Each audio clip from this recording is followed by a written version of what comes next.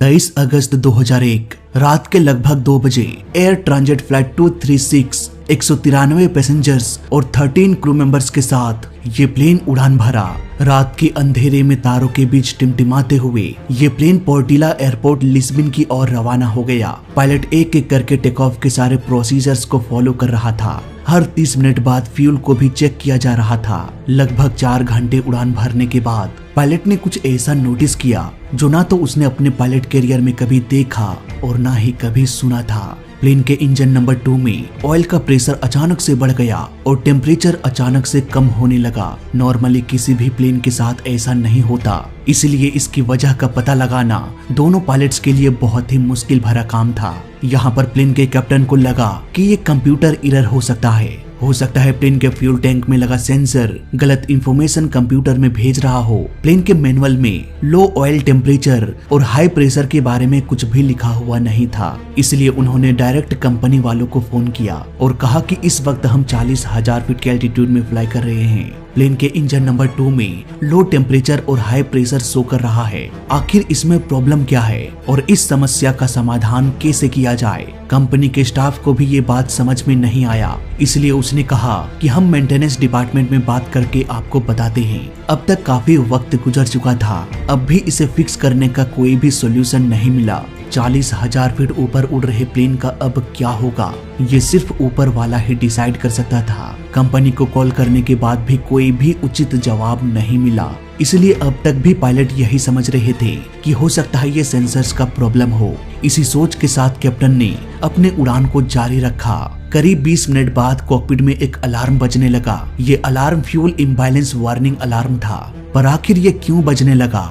दोस्तों, प्लेन के दोनों विंग्स में ही दोनों ही तरफ बराबर मात्रा में फ्यूल को भरा जाता है ताकि प्लेन अनबैलेंस न हो जाए और एक तरफ झुक न जाए। सपोज अगर राइट साइड के विंग्स में 25% फ्यूल भरा गया है और लेफ्ट साइड के विंग्स में 50% फ्यूल भरा गया है, तो ये प्लेन लेफ्ट साइड की ओर झुक जाएगा, या यूं कहें कि ये प्लेन अनबैलेंस हो जाएगा। इसलिए प्लेन में एक अलार्म सिस्टम इंस्टॉल किया जाता है जो कि फ्यूल के क्वांटिटी को सेंस करके ये बता देता है कि प्लेन के दोनों टैंक्स में बराबर मात्रा में फ्यूल मौजूद है या नहीं। अगर प्लेन के लेफ्ट साइड में अधिक मात्रा में फ्यूल मौजूद है तो इसे बैलेंस करने के लिए लेफ्ट साइड के फ्यूल को राइट साइड के टैंक में ट्रांसफर करना पड़ेगा। प्लेन में ऐसा करने का भी ऑप्शन रहता है और इस तकनीक को कहा जाता है क्रॉस फीड सिस्टम। इस क्रॉस फीड सिस्टम की मदद से पहले विंग से दूसरे विंग्स में और दूसरे से पहले विंग्स में फ्यूल को ट्रांसफर किया जा सकता है। बात करें फ्लाइट 236 के कैप्टन की, तो उनके दिमाग में बहुत सारी कंफ्यूजन होने लगी। पहले तो ऑयल टेम्परेचर का कम होना, इसके बाद प्रेशर अचानक से बढ़ जाना और अब फ्यूल इम्बैलेंस का अलार्म बजना। पायलट्स को लगा था कि ये सेंसर का प्रॉब्लम हो सकता है। प्लेन के टैंक में अब भी उतना ही फ्यूल मौजूद होगा, लेकिन यहाँ पर सवाल ये आता है कि अगर प्लेन के टैंक में उतना ही फ्यूल मौजूद था तो फ्यूल इम्बैलेंस वार्निंग अलार्म क्यों बजा? इसे तो बजना ही नहीं चाहिए था। ये अलार्म तभी बजता है जब प्लेन के दोनों साइड के टैंक्स में बराबर मात्रा में फ्यूल मौजूद ना हो। कंफ्यूज्ड पायलट अब और भी कंफ्यूजन्स में फंसता चला गया और इसी चक्कर में उनसे एक बहुत बड़ी गलती हो गई। उन्होंने क्रॉस फीड सिस्टम का इस्तेमाल किया और लेफ्ट साइड के टैंक से फ्यूल को राइट साइड के टैंक में ट्रांसफर करने लगा। इतना सब कुछ होने के बाद पायलट्स को कहीं न कहीं ये लगने लगा कि कहीं प्लेन के टैंक में कोई फ्यूल लीकेज तो नहीं हो रहा। पर फ्यूल भी अगर लीक होता तो अलार्म के जरिए ये पता चल जाता कि कुछ तो गड़बड़ है, पर फ्यूल लीकेज का कोई भी अलार्म कॉकपिट में नहीं बजा। कैप्टन को अब भी यही लग रहा था कि ये सब कुछ एक कंप्यूटर एरर है। पायलट ने अभी ये कैलकुलेट किया कि हमारे प्लेन में अब फ्यूल कितना बचा है और बचे हुए फ्यूल से हम कितनी दूर सफर कर सकते हैं। इस कैलकुलेशन के बाद उन्हें जोर का झटका लगा। दरअसल प्लेन के टैंक में फ्यूल की कमी हो चुकी थी। अब इतना भी फ्यूल नहीं बचा था कि प्लेन अपने डेस्टिनेशन तक पहुंच सके। उन्होंने तुरंत ही केबिन क्रू को कॉल किया और कहा कि इंजन नंबर 2 में लाइट फ्लैश करके देखो कि कुछ दिख रहा है क्या, कहीं कोई फ्यूल लीकेज तो नहीं हो रहा। दोस्तों, ये आइडिया तो काफी अच्छा था, लेकिन काली अंधेरी रात में लाइट फ्लैश करने के बावजूद भी बाहर का नजारा दिखाई नहीं दे रहा था। इतना सब कुछ हो जाने के बाद दोनों पायलट्स किसी भी तरह का रिस्क नहीं लेना चाहते थे, इसलिए उन्होंने एटीसी को फ्यूल इमरजेंसी डिक्लेयर कर दिया। अब इस प्लेन के पास एक ही ऑप्शन बच गया, किसी तरह से बस इसे एयरपोर्ट में लैंड करा दिया जाए। करीब 20 मिनट और फ्लाई करने के बाद प्लेन का फ्यूल गेज ये बताने लगा कि इंजन नंबर 2 बहुत ही तेजी से फ्यूल खपत कर रहा है। इसके बाद कुछ ही देर बाद जो हुआ उस पर यकीन करना मुश्किल हो गया। अचानक से प्लेन का सभी लाइट ब्लिंक करने लगा और इंजन नंबर 2 फेल हो गया। एक के बाद एक इस प्लेन में मुसीबतों का पहाड़ टूटने लगा था। कैप्टन ने इंजन नंबर 2 को बंद कर दिया और इंजन नंबर 1 के पावर को मैक्सिमम कर दिया ताकि वो अधिक से अधिक पावर निकाल सके, लेकिन सिंगल इंजन के साथ ये इतना पावर जनरेट नहीं कर पा रहा था कि वो 40,000 फीट पर अपने उड़ान को कंटिन्यू रख सके। प्लेन अपने डेस्टिनेशन की ओर फ्लाई तो कर रहा था, लेकिन ये लगातार अपनी ऊंचाई को भी खोता जा रहा था। एयर ट्रांजिट लगातार करीब आधे घंटे तक इसी तरह से फ्लाई करता रहा। इसके बाद जो हुआ उसने मौत का दरवाजा ही खोल दिया। इंजन नंबर 1 जो आखिरी उम्मीद बचा था इस प्लेन के लिए, वो भी बंद पड़ गया। अचानक से प्लेन का सारा लाइट ऑफ हो गया, न हवाओं की चलने की आवाजें और न ही प्लेन के इंजन का शोर। सब कुछ शांत हो गया। आवाजें आ रही थी तो बस पैसेंजर्स की, जो ऊपर वाले से ये प्रार्थना कर रहे थे कि किसी तरह से हमें बचा लो। प्लेन के इंजन में ही जनरेटर लगा होता है, इसलिए अगर प्लेन का सभी इंजन फेल हो जाए तो प्लेन को इलेक्ट्रिसिटी मिलना बंद हो जाता है। प्लेन में अगर इलेक्ट्रिसिटी नहीं मिला तो इसका हाइड्रोलिक सिस्टम भी काम करना बंद कर देता है और प्लेन का मैक्सिमम कंट्रोल हाइड्रोलिक सिस्टम से ही कनेक्टेड होता है, यानी कि ऐसे कंडीशंस में पायलट प्लेन को कंट्रोल भी नहीं कर सकते। इस तरह के समस्याओं को देखते हुए इस प्लेन में RAT यानी कि रैम एयर टरबाइन इंस्टॉल किया गया था। ये टरबाइन ऑटोमेटिकली ऑन हो जाता है जब कभी भी प्लेन में इलेक्ट्रिसिटी फील हो जाए। इस टरबाइन में एक रोटर लगा हुआ रहता है जो कि एयर के कांटेक्ट में आकर घूमना शुरू कर देता है, ठीक किसी पवन चक्की के जैसे, और इस तरह से ये इलेक्ट्रिसिटी जनरेट भी कर लेता है। ये इलेक्ट्रिसिटी कॉकपिट के इंपॉर्टेंट इंस्ट्रूमेंट्स को ऑन कर देता है। अब पायलट ने एटीसी को मेडे कॉल किया और कहा कि हमारा दोनों इंजन फेल हो चुका है। इस वक्त हम 30,000 फीट के एल्टीट्यूड में फ्लाई कर रहे हैं और मुझे नहीं लगता कि हम एयरपोर्ट तक पहुंच पाएंगे। अब यहाँ पर एटीसी ने ये सजेस्ट किया कि आप समुद्र के बीचों बीच फ्लाई कर रहे हैं, आपके आसपास कोई एयरपोर्ट भी मौजूद नहीं है, आपके पास बस एक ही रास्ता है जो कि बहुत ही मुश्किलों भरा है। आपके डेस्टिनेशन के ठीक पहले एक छोटा सा एयरपोर्ट है एजोर्ज, वहाँ पर आप लैंड कर सकते हैं, लेकिन उस एयरपोर्ट तक आपको किसी तरह से पहुँचना पड़ेगा।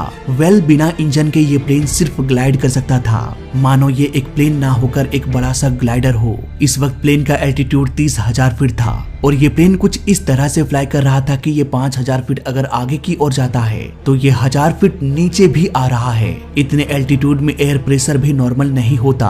प्लेन का दोनों इंजन ही बाहर के एयर को खींचकर प्लेन के अंदर भेजता है ताकि कम प्रेशर में भी प्लेन के अंदर धरती के जैसे प्रेशर को मेंटेन रखा जाए और इसी हवा में सभी सांस भी ले सके। लेकिन इंजन बंद हो जाने के बाद प्लेन के अंदर हवा आना भी बंद हो गया। फ्लाइट क्रू ने एक अनाउंसमेंट किया कि हो सकता है हम एयरपोर्ट तक ना पहुंच पाए, हो सकता है ये प्लेन एयरपोर्ट से पहले ही समुद्र में कहीं क्रैश हो जाए, इसलिए सभी लोग लाइफ जैकेट पहन ले। प्लेन अब धीरे धीरे समुद्र के और नजदीक आता गया। पायलट लैंडिंग की तैयारी करने लगा बिना इंजन के। ऐसे कंडीशन में अगर एक भी गलती हो जाए तो पायलट को उस गलती को सुधारने का दूसरा मौका नहीं मिलेगा। पायलट्स के पास बस एक ही रास्ता बचा था, किसी तरह से इस प्लेन को एयरपोर्ट तक पहुंचा दिया जाए। 4,000 फीट, 3,000 फीट, 2,000 फीट। फाइनली हवा के बहाव ने साथ दिया, जिसकी वजह से प्लेन अधिक दूरी तक ग्लाइड कर सका। अब धीरे धीरे ये प्लेन रनवे तक पहुंच गया और टचडाउन कर गया। टचडाउन करने के बाद भी समस्या खत्म नहीं हुई, क्योंकि लैंडिंग के समय किसी भी प्लेन को रोकने के लिए प्लेन का रिवर्स थ्रस्ट ही मदद करता है और ये रिवर्स थ्रस्ट भी प्लेन के इंजन में ही लगा होता है। और दोनों इंजन तो डेड हो चुका है। अब क्योंकि इस प्लेन का सभी इंजन फेल हो चुका था, इसलिए वो रिवर्स थ्रस्ट का भी इस्तेमाल नहीं कर सकते थे। पायलट्स को ये पता था कि इस प्लेन को रोकने के लिए डिस्क ब्रेक को फुल करना पड़ेगा, यानी कि प्लेन का डिस्क ब्रेक जी जान लगाकर भी प्लेन को रोकने की कोशिश करेगा, चाहे टायर जल के ब्लास्ट ही क्यों ना हो जाए। अब इस प्लेन का टायर बुरी तरह से रगड़ खाने लगा, एक एक करके सारे टायर्स ब्लास्ट होने लगा और फाइनली ये प्लेन रुक गया। प्लेन में बैठे किसी भी इंसान को कुछ भी नहीं हुआ। सभी लोग लोगों की जान बच गई। इस घटना के बाद कैप्टन और फर्स्ट ऑफिसर को हीरो बना दिया गया। अब इन्वेस्टिगेशन की टीम घटना स्थल पर पहुंच गई। फ्यूल टैंक की छानबीन करने के बाद ये पता चला कि इंजन नंबर 2 साइड के टैंक में एक बड़ा सा होल बन चुका था और इस होल से 1 सेकंड में करीब 1 गैलन फ्यूल बाहर निकल रहा था। पर आखिर इस टैंक में इतना बड़ा होल कैसे बना? प्लेन को तो रेगुलर मेंटेनेंस के लिए भी भेजा जाता है ताकि इस तरह की कोई भी घटना देखने को ना मिले। तो फिर आखिर ये कैसे हुआ? क्या मेंटेनेंस के दौरान ही कुछ खामी रह गई? एक टीम को मेंटेनेंस डिपार्टमेंट के पास भेजा गया। उधर फ्लाइट डाटा रिकॉर्डर से ये पता चल गया कि इस प्लेन में बैक टू बैक कई सारी मिस्टेक्स किया गया। यही वजह है कि इस प्लेन का सिचुएशन काफी खराब होता चला गया। आखिर वो सारी गलतियां क्या थी? आइए समझते हैं। पहली गलती पायलट ने तब किया जब फ्यूल प्रेशर हाई और टेम्परेचर लो हो गया।